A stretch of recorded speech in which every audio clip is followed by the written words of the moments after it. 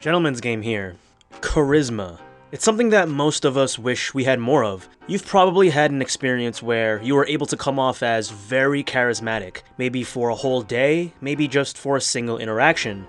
These qualities of self-confidence, high energy, contentment, these are things that most people lack. So when they're around someone who radiates those charismatic traits, they get drawn in. They get excited. Charismatic people can sometimes seem supernatural and extraordinary, almost like stars. And the truth is, anyone can learn to cultivate charisma. By practicing their presence, they can learn to attract attention whenever they walk into a room. Charisma is also highly seductive. It's hard to resist a man with charisma.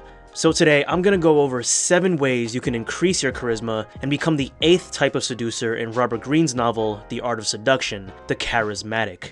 By the way, if you haven't checked out my Art of Seduction series yet, make sure to do so right here. So number 1, purpose.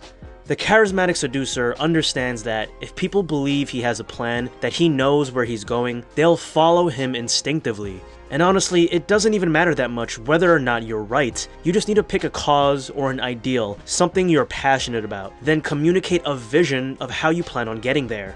As a man, it's doubly important to have a sense of purpose. Girls want to feel like you have a direction in your life that you're working towards. They don't want to be the ones making the plans. In order to have purpose, you have to ask yourself, what are your life goals? What do you want to work towards? We all have a finite amount of time on this earth. What do you really care about spending it on? Is it helping stop homelessness, or using yoga to help people become healthier, or building a successful business?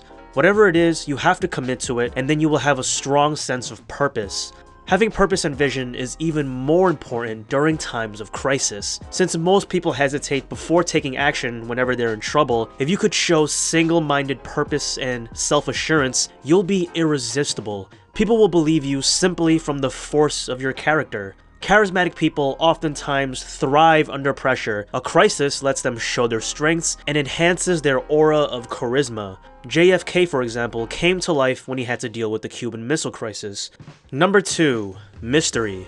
Mystery is one of the most charismatic traits you can have. But when I say mystery, I mean a specific kind of mystery. It's a type of mystery caused by contradiction. For example, Peter the Great was both cruel and kind. Sigmund Freud was intimate and distant, so on and so forth. You see, most people are predictable. They're set in their personalities, and their behaviors are mostly based on patterns. They're easy to categorize. So, when you have contradictory qualities, it's an extremely mysterious, charismatic trait to have.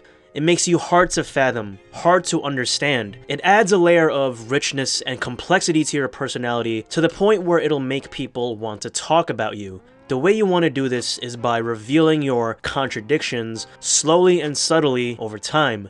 If you just come right out and start contradicting yourself, throwing them out right on top of the other, people might think you have a weird, erratic personality. But if you show your mysteriousness gradually, people will pick up on it much more naturally and effectively. Word will spread, and soon you'll have the reputation of a fascinating walking contradiction. In order to do this effectively, you're going to want to keep people at an emotional arm's length to keep them from figuring you out.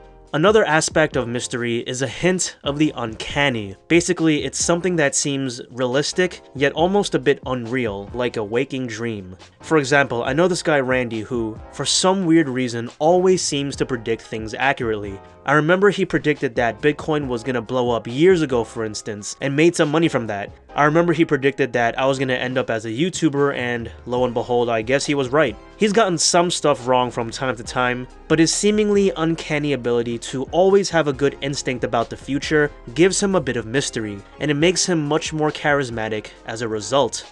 Number 3, eloquence.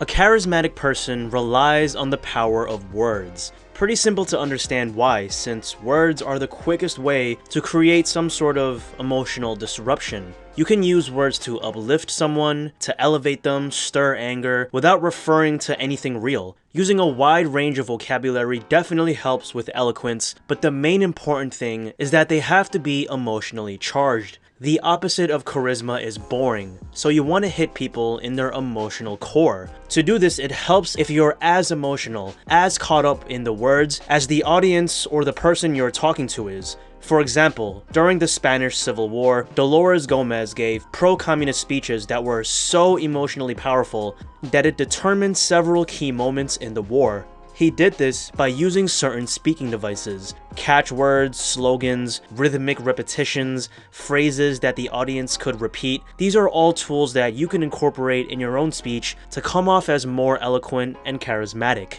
The thing is, two people with completely different personalities and ideals can cause eloquence to be more charismatic. For example, take JFK and Hitler. John F. Kennedy was a freedom-loving man who won over his crowds with eloquence and by being able to portray a vision. Hitler, on the other hand, was unfortunately equally charismatic, using eloquence to gain more and more power, even though his aims were pretty evil.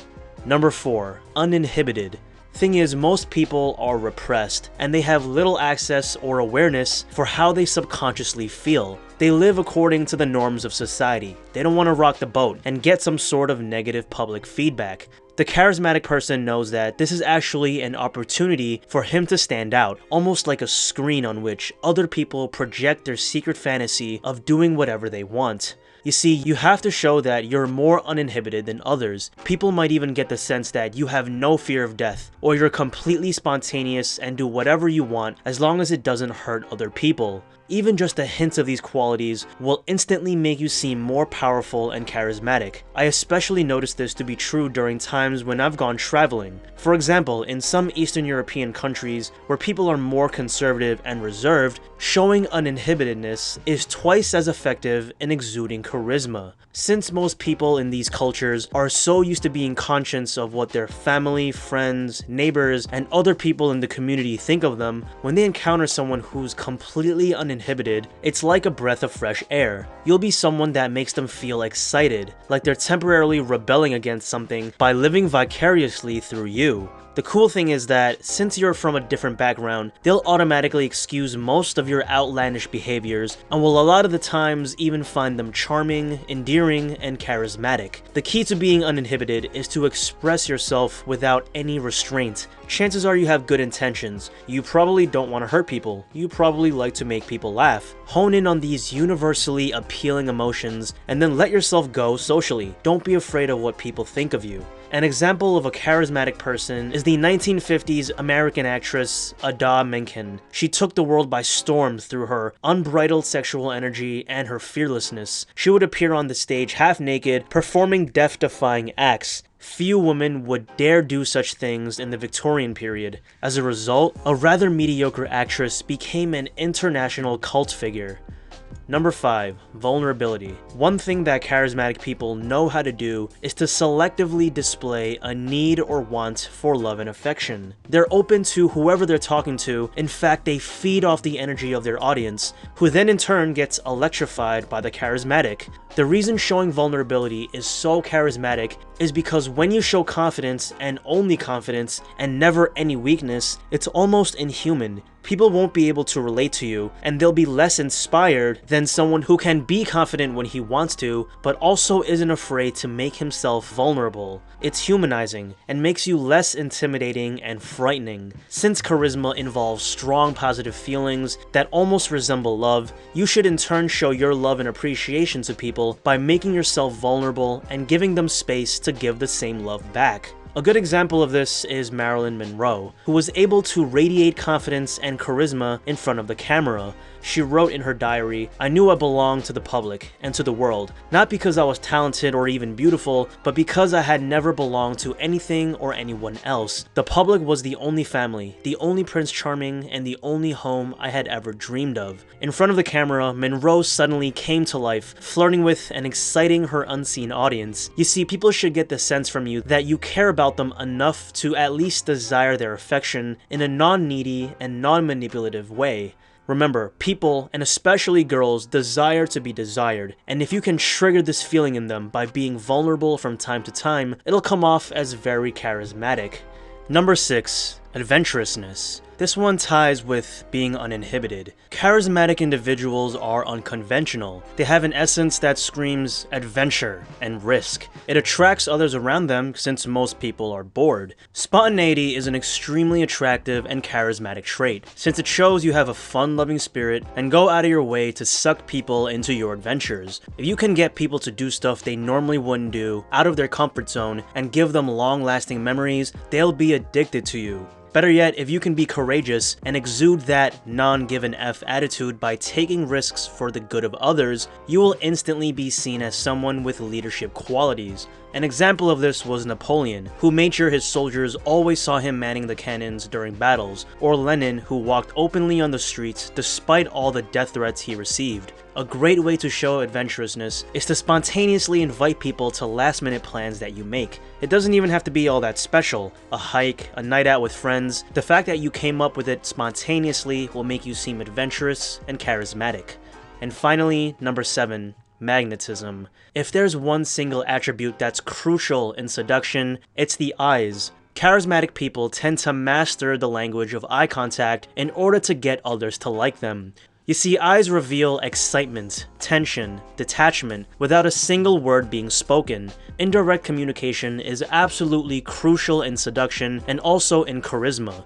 Someone with lots of charisma might have a calm and poised demeanor, but their eyes are magnetic. They have a piercing gaze that disturbs their target's emotions, exerting force with no words said and no actions taken. For example, Fidel Castro had this aggressive gaze which would reduce his opponents to silence. Roosevelt would apparently dilate his pupils at will, making his stare both hypnotic and intimidating.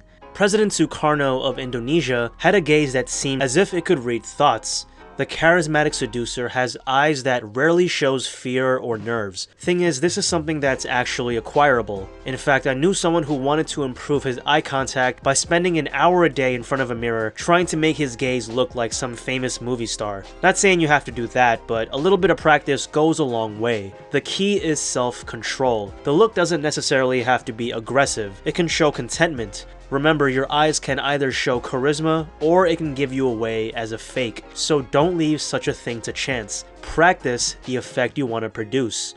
So those are 7 ways to becoming more charismatic, which are again, purpose, mystery, eloquence, uninhibitedness, vulnerability, adventurousness, and magnetism. If you like this video, do me a favor and give it a thumbs up. What are other ways to be charismatic you guys can think of? Leave a comment below letting me know what you think. And next week I have another special video planned, so make sure to subscribe and turn on the notification bell. And as always, peace.